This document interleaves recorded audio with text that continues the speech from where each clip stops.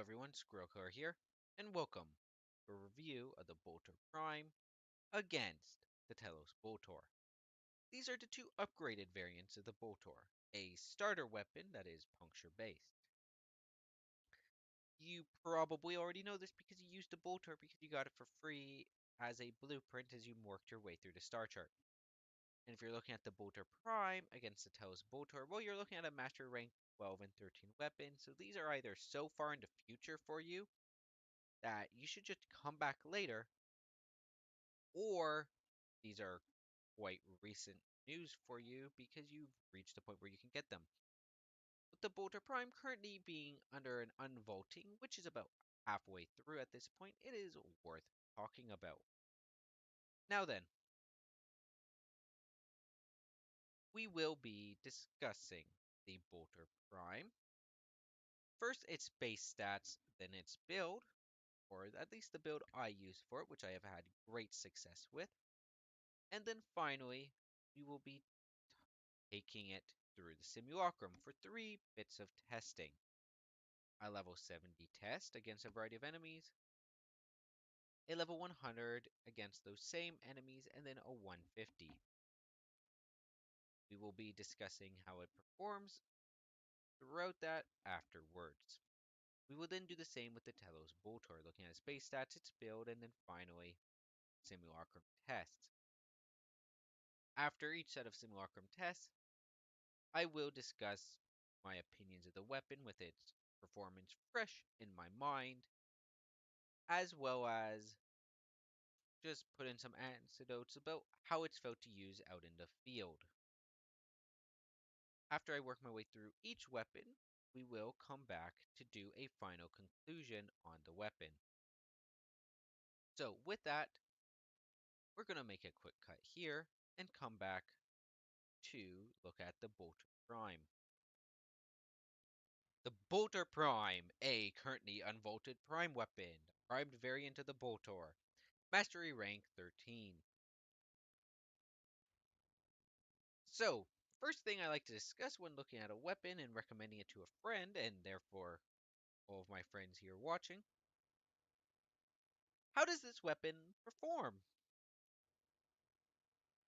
And how hard is it to get? Well, the performance will come later, but getting it, it's currently unvaulted, so if you do the current unvaulting event, you can get it. It's going to be gone again quite soon, however. By the time you watch this, it may already be gone, and you might only be able to get through trade or dumb luck. Now, for its baseline stats, it has an accuracy of 50, a critical chance, and critical multiplier that are not worth mentioning. A decent enough fire rate, a magazine of 60, it's loud, so nothing special there. A decent enough reload, and a incredible status chance. We can also see that it's a full auto weapon.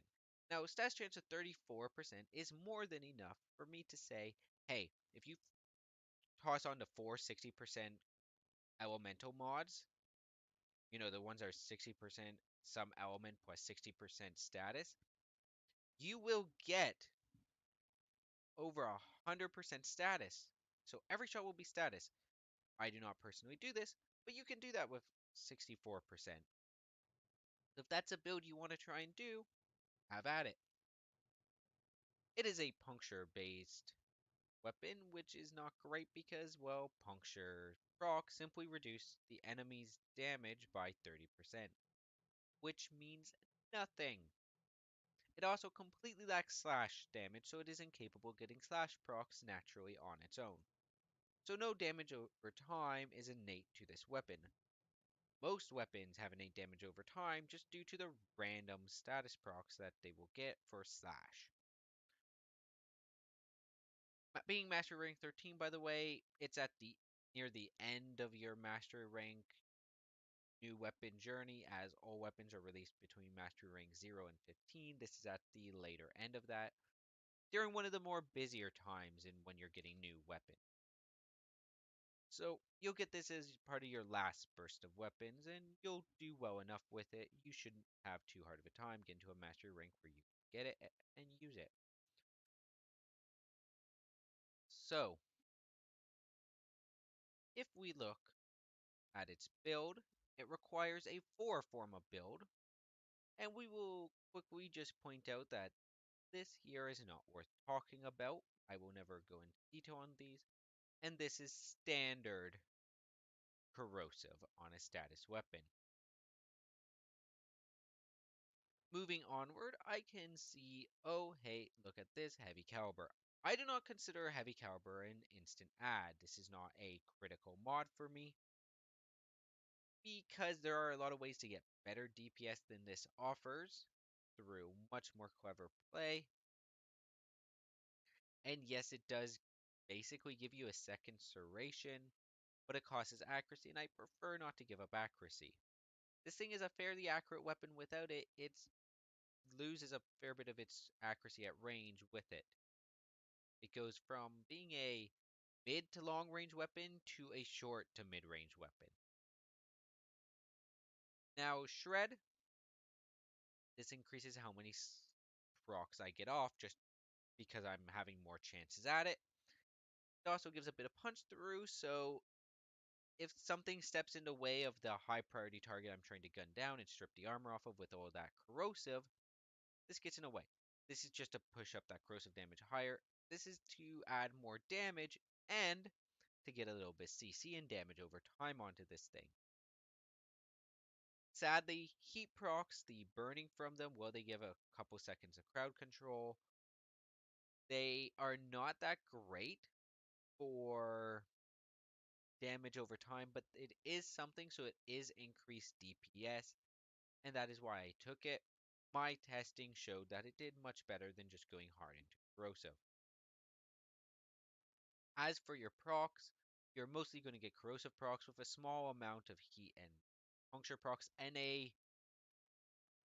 laughably small ratio of impact procs. The vast majority, as in it is a rarity to not get a status proc of your shots, will do status. It's just because we've got a decent status boost on here with split chamber. If we cheat a bit and just see what happens without split chamber, we can see that about 3 and 4 of our projectiles will be doing status. A little bit less than that, but close enough for government work. So, let us take it into the testing arena. This test is designed to give me a variety of health and armor types as well as shield types. It also has something very important. It tests how does it do taking out corrupted ancients, something that can make it very difficult to kill other enemies. And how good is it at tearing through nullifier bubbles? Can it tear through nullifier bubbles? And if so, how does it kill the nullifier underneath with their proto shields? As nullifiers are the only enemy here with proto shields. The reason I do not include Lancers and Butchers is because then we're just adding more cloned flesh to already quite a bit of cloned flesh. And we are adding just some more ferrite armor and alloy armor, which we can already get plenty of. It is worth noting, by the way, that there are health types not represented here. For example, if we go way down here, we can see that there's machinery health. This is not shown by any of the enemies available in the Orcan faction. Finally, if we go over to the Infested, there is no infested health and no infested flesh. This is weird that they have such similar names, but these are health types, flesh types, if you will. So, without further ado, let's begin the level 70 test. I will say this right now. If a weapon can do the level 70 test, it can more than do everything on the star chart. In fact, while I do not have this memorized, I do believe level 70 is an approximate level of Swordy 2. Invincibility is on, so that we can focus on the weapon itself and not any other aspect of the gameplay. This is a testing of the weapon, not the Warframe. So getting rid of those, let's see how it handles these. 1 second. Dealt with those. I can see that my Gara's status effect went off.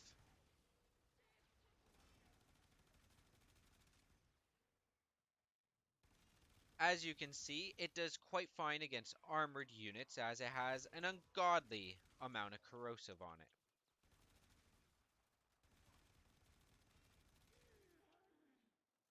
You can see how it treats things such as that poor old heavy gunner.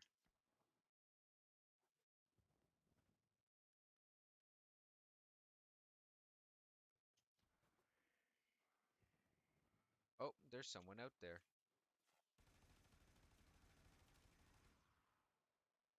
He's dead. So we will top that up and move up to level 100. This is Sortie 3. If a weapon does well here, Sortie 3 and Elite alerts, which have yet to release but have been shown in a dev stream, appear to be the same level as Sortie 3. So if this weapon does well here, you can take it into anything, guys.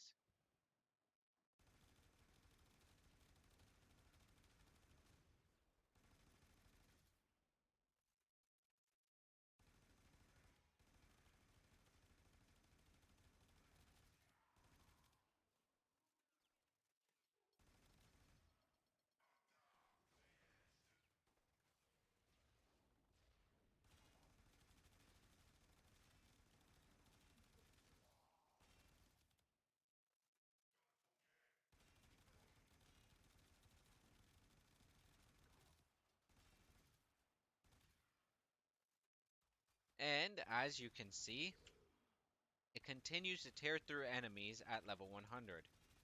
It's having some issues on some of these enemies. It does exceptionally well on heavy gunners. The reason for this being they take increased damage from both puncture and corrosive, which is quite good. I am trying to suppress a sneeze, so if my voice sounds a bit weird suddenly, that's why. So yes, here we are up at level 100 content, and it can handle everything without needing to collect too much extra ammo.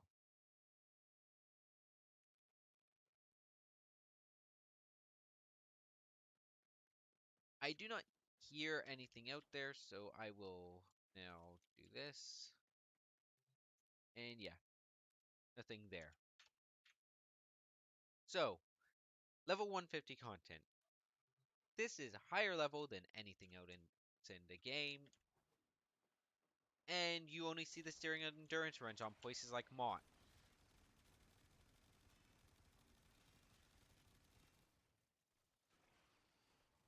Reloading and still fighting that. Let's see here. How does it handle these bubbles? Not terribly.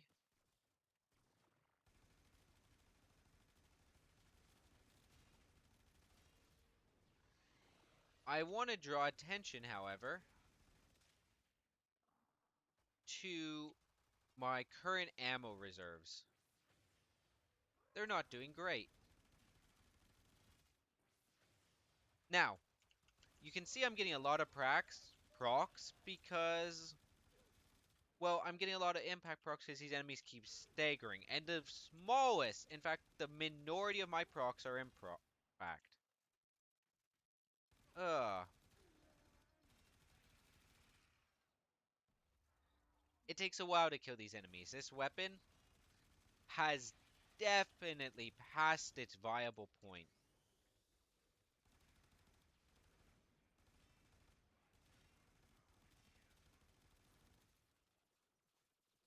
And it's about to pass its ammo point. Let's see, can it come up with enough ammo on the field?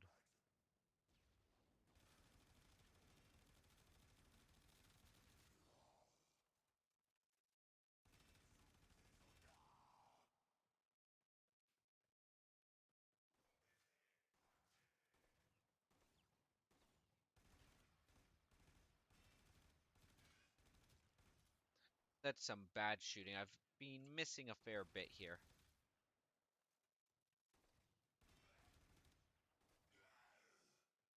There we go. That's not a great showing on 150, but it does well enough at 150 and it did fine at 100. So, regardless to what I'm about to say here, it can handle anything that you need it to do in the game. So, let's go into wants.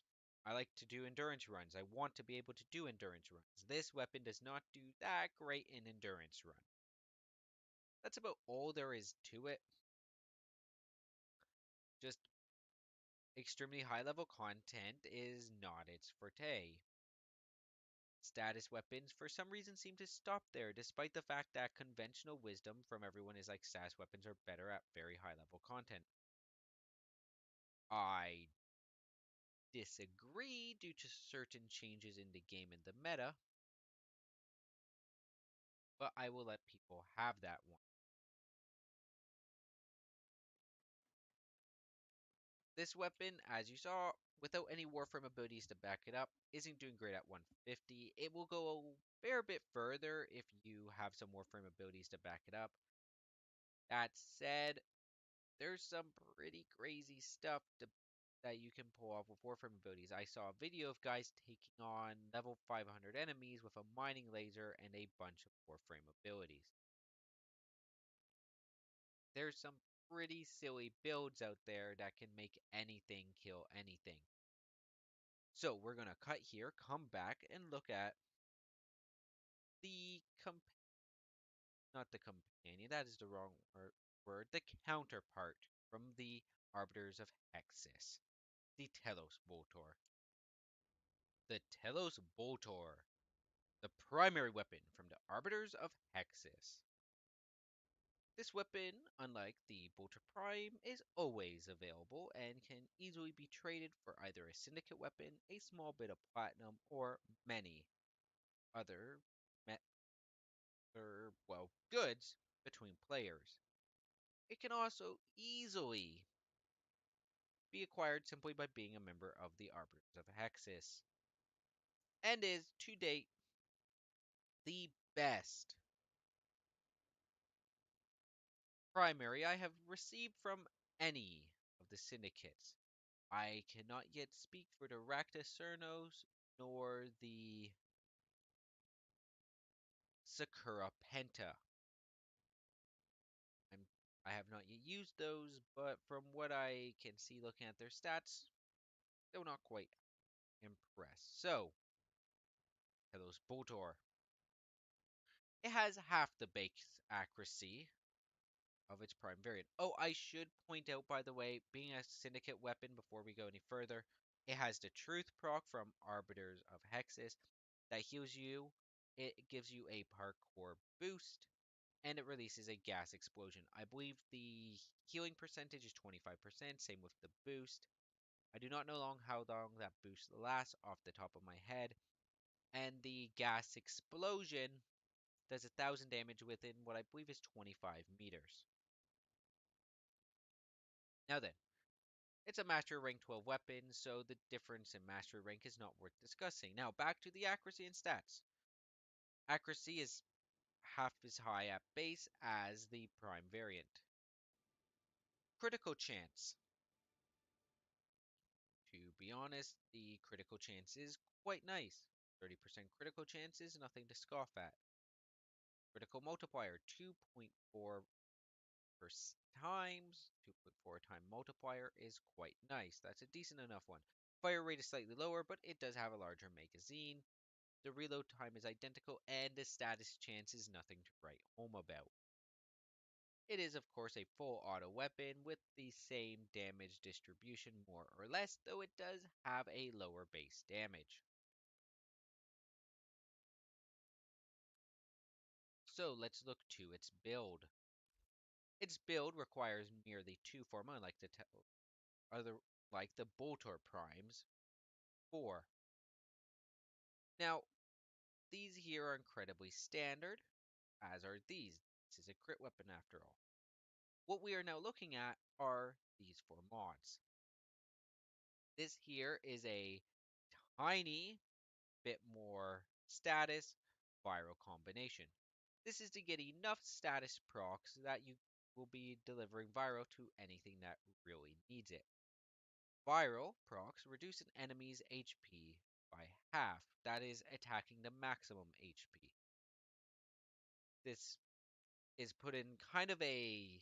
I like to imagine like a locker. That health is put in a locker. If that viral proc goes away, then it comes out of the locker. But if it dies, the enemy dies while its maximum HP is reduced, then that health is just erased as well.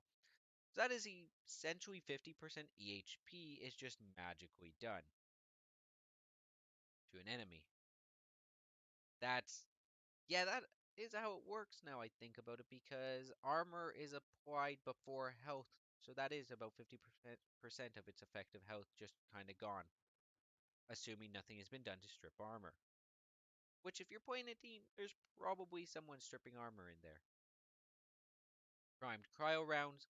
I have primed cryo rounds. Both the Telos Boltor and the Boltor Prime have the same starting polarities, that being 1D polarity and 1V polarity, also known as a Vazarin and Maturite polarity, respectively. So you kind of build with those in mind. I overwrote the D polarity with a dash polarity on the Prime variant because I did not want any of the mods that go on a D polarity there. Dash polarity, also known as a narrow mod polarity. You learned something. I am sure many of you did not ever register the names of those things. Argon Scope. This is here because it pushes that critical chance over 100%. And it lasts for 9 seconds, so it's pretty easy to keep this up all the time. At least in a heated conflict. And why is that a big deal? Because Hunter's Munitions. This applies just. The rules for this is if you get a critical hit, then 30% of the time that critical hit will deal slash status. Slash status effects completely ignore armor and shields. Therefore, we like them a lot. They're very good. This is how this weapon handles armor. It handles armor by bypassing it. Some and that's the entire goal of armor with the meta is how do we get around dealing with the fact that this scary thing has armor? In this case, we just magically ignore it. So, with all of this said,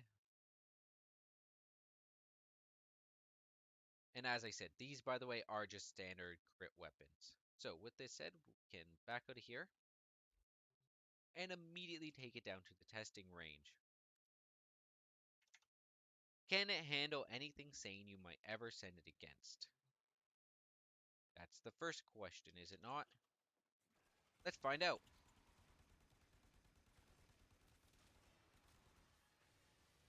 Okay, those were blocking most of my bullets there.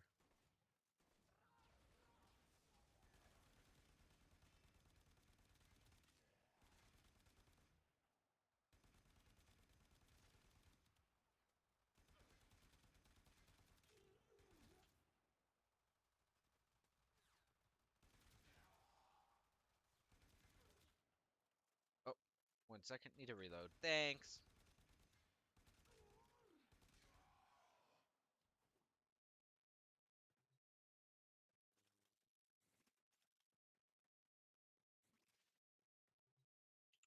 And that is everyone dead at 70. So yeah, just assume star chart is done. Easy peasy lemon squeezy. Let's check sortie 3. I'm gonna be honest, this test is kind of a joke as well. Here, let's nail these things nice and fast. As you can see, it handles them fine. With no fire bubbles being a bigger threat to this thing's ability to kill things than anything else. Ooh, I just got a nasty frame drop there for some reason.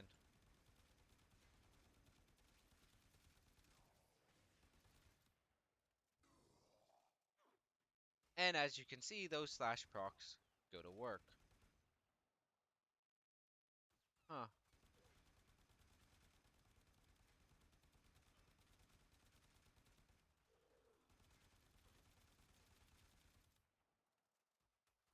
that's already dead.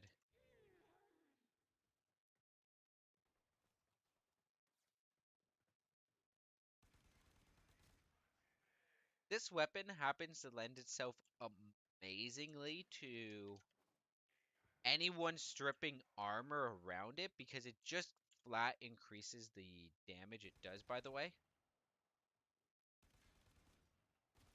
But it is not worth bringing a damage stripping secondary. But if you have a way to strip armor through an ability or whatever, it does lend itself amazingly to that. Though, as you can see, it doesn't care a lot about armor already. Now, this is the 150 test. This is where I started having issues with the Boltor Prime.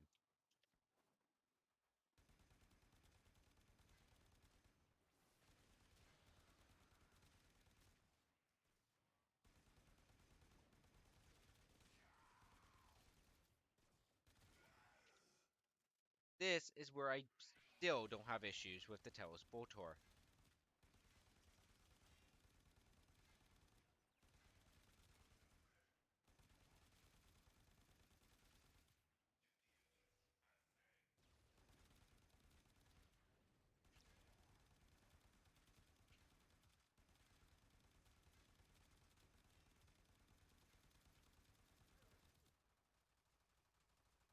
Little bit of punch through here would have been nice.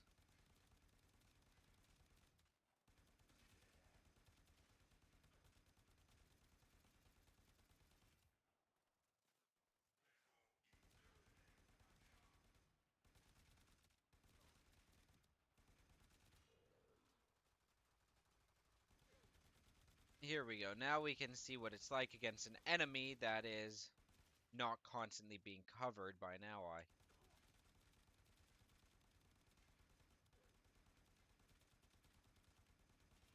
As you can see, the enemy it's struggling against happens to be these heavy gunners. That just has to do with the fact that heavy gunners are just kind of tough for this just due to the nature of the type of armor they use. There we go.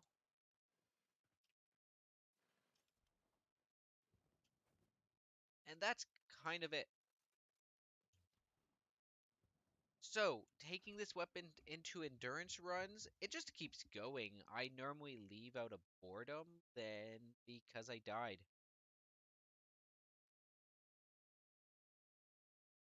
I know that sounds kind of silly, but it's kind of true. It I leave out of boredom. If I'm leaving out of boredom, that says all you need to know. Because the ideal situation is I left because I'm bored, not because a weapon doesn't put up anymore. Is there still something out there? No, there is not.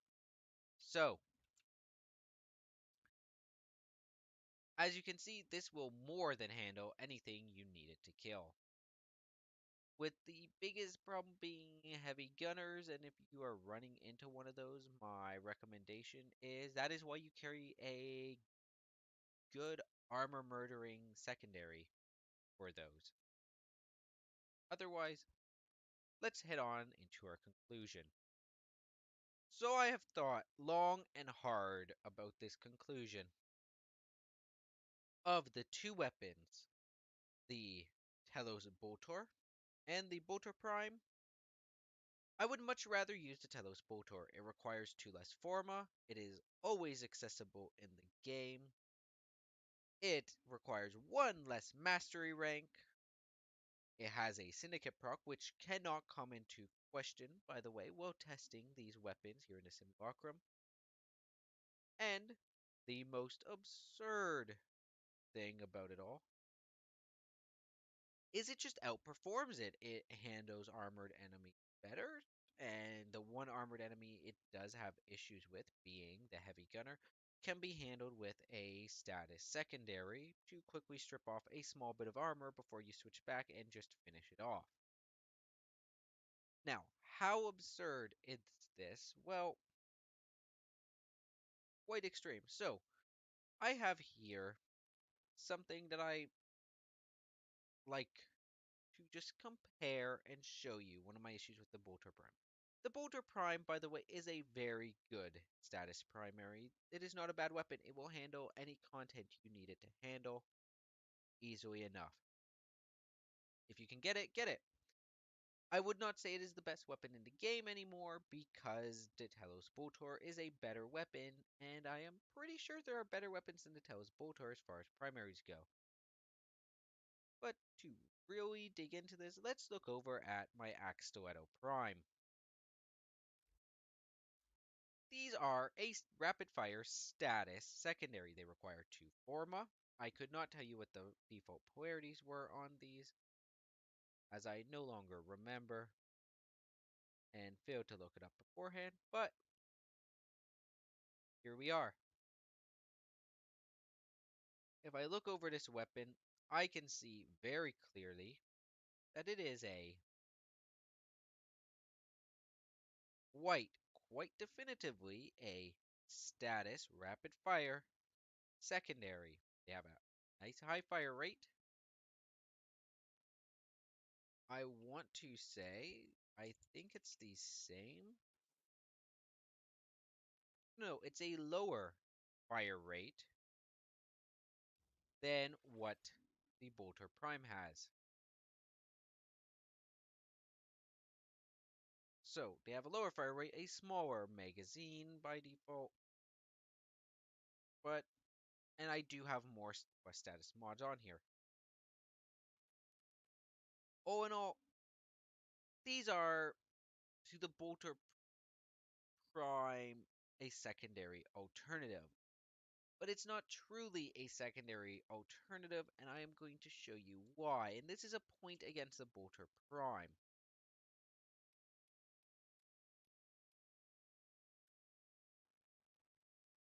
I would like to take the enemy, which both of these will do worse against.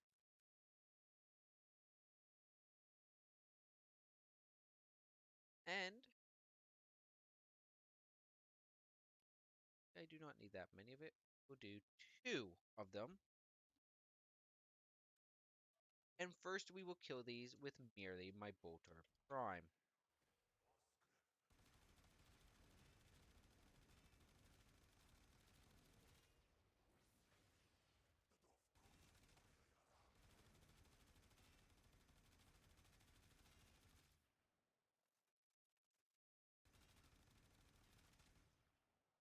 That is what a Bolter Prime looks like against those enemies.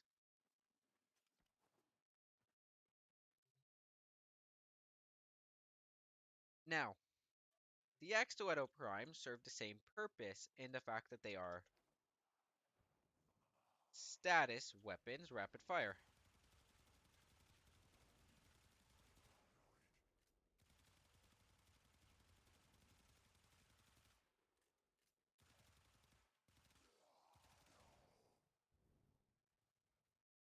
And they tear through enemies so much faster, and they strip armor so much more efficiently. The reason I wanted to pull this up is because, for me, this means that they fundamentally fail at one of their jobs as far as, or the Bolter Prime fundamentally fails at one of its job, and that's being a very good status weapon. I am holding in my hand a pair of better status weapons. These are also vaulted. These are not currently unvaulted. So these are harder to get than the Bolter Prime, I will admit that. But I feel it is required for me to really judge the weapons and the overall look of the game. that these are kind of a thing, and this is constantly in the back of my mind when I use my Boltor Prime is, okay, I'm taking a status this primary, so I'm going to take a critical secondary. But then I take my Telos Boltor, I'm like, okay, I'm going to take a status secondary, but my status secondary is still killing so much better than that status primary was. So about pairing your weapons nicely, and in this case, I am sorry, but the Bolter Prime does not impress. It does the job, it's good, but my ruling is that is all it is. It is merely good. It is not great. So thank you for watching this comparison. I gotta go get an Orkin reactor.